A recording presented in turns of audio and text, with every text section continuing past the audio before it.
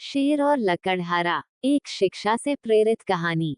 ये कहानी एक लकड़हारे की है जो नित्य प्रतिदिन जंगल से लकड़ी काट कर लाता था और अपने परिवार का पालन पोषण करता था। एक दिन जब लकड़हारा लकड़ी काटने गया, वहां किसी झाड़ी की आड़ में शेर बैठा था।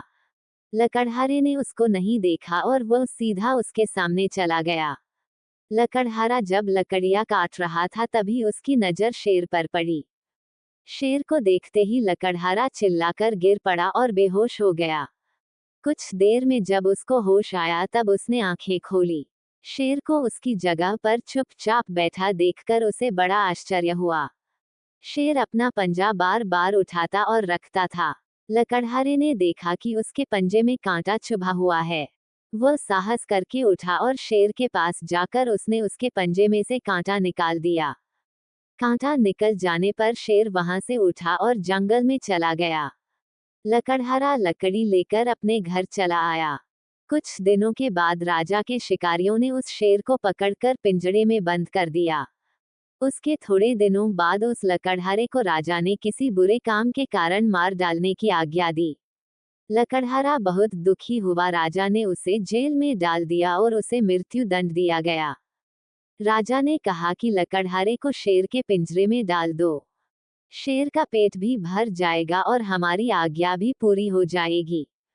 फिर क्या था, राजा के सैनिकों ने लकड़हारे को शेर के पिंजरे में धकेल दिया गया।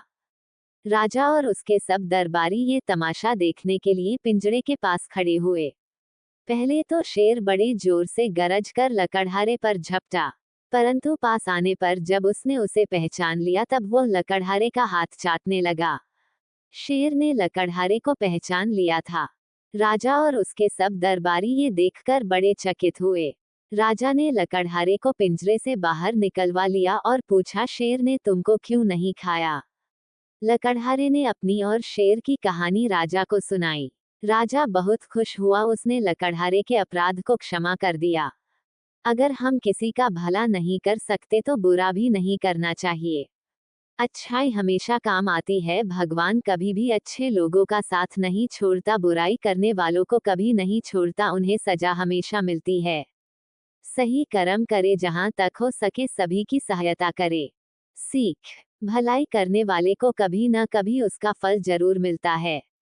जैसे शेर के पंजे से कांटा निकालने के बदले में लकड़हारे की जान बच गई। जय माता दी, जय शिव शंकर, हर हर महा